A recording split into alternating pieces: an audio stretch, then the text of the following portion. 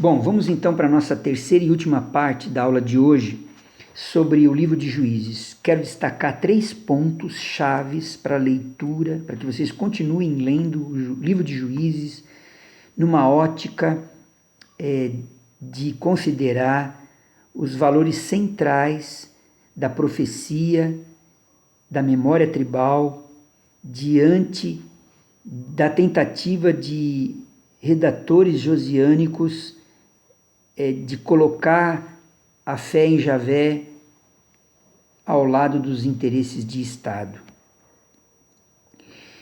Então vamos lá. Primeiro, é a teologia retributiva, cíclica, que aparece já no capítulo 2, verso 6, até o capítulo 3, verso 6, e ela continua em outros tantos textos ao longo da obra deuteronomista, até o final de 2 Reis, que consiste na seguinte compreensão da história. Javé faz aliança com o povo e exige fidelidade, mas o povo o esquece e lhe é infiel. Essa infidelidade traz a desgraça.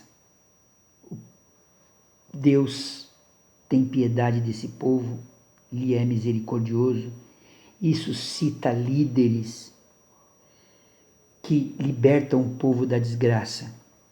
E por sua vez, novamente o povo lhe é infiel, cai na desgraça e assim por diante.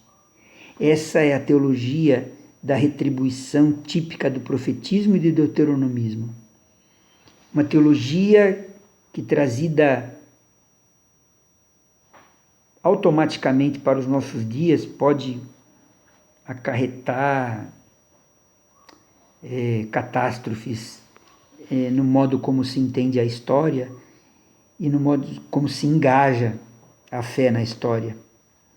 Mas isso a gente pode falar outro dia. O importante é que essa é a teologia básica e o centro dessa teologia é a fidelidade de Javé ao povo e a infidelidade do povo a Javé e, sobretudo, a sua aliança.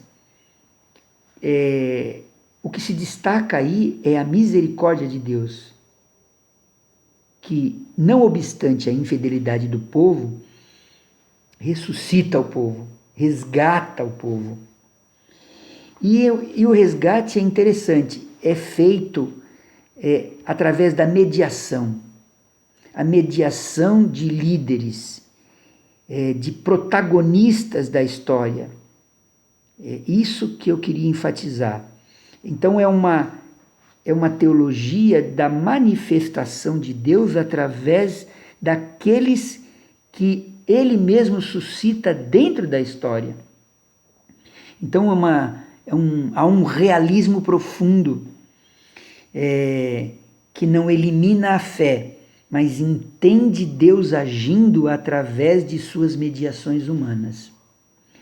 Segundo ponto é só Javé é rei. O centro do livro de Juízes é aquilo que vai perpassar toda a história de Israel e vai culminar na grande mensagem de Jesus no Novo Testamento. É a pregação do reino de Deus e não do reino de César.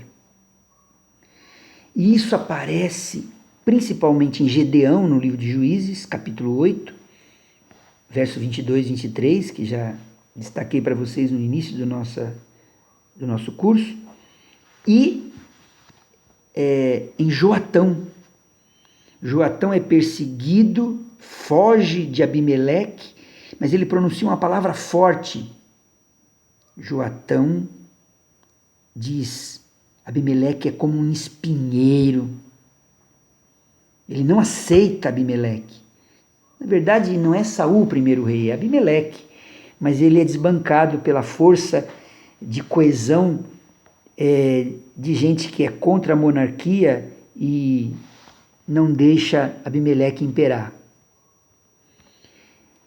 Enfim, o terceiro ponto é o protagonismo das mulheres no livro de Juízes, o protagonismo dos fracos.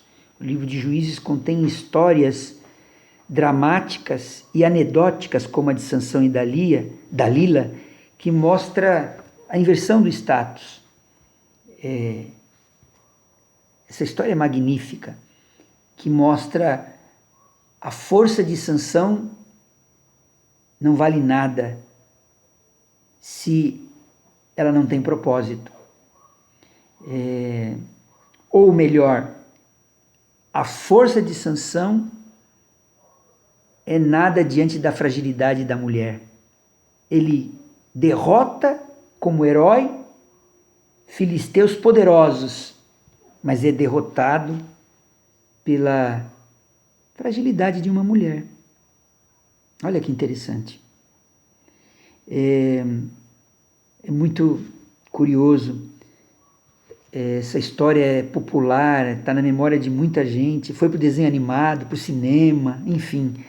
É belíssima. Representa muitos de nós, toda a história da humanidade. Gente forte, poderosa, mas sem causa. Sem causa. Gente que pode muita coisa, pode estar do lado de muita gente, mas não tem compromisso. Tem dons maravilhosos, mas não os coloca a serviço daquilo que mais interessa, daquilo que mais é importante,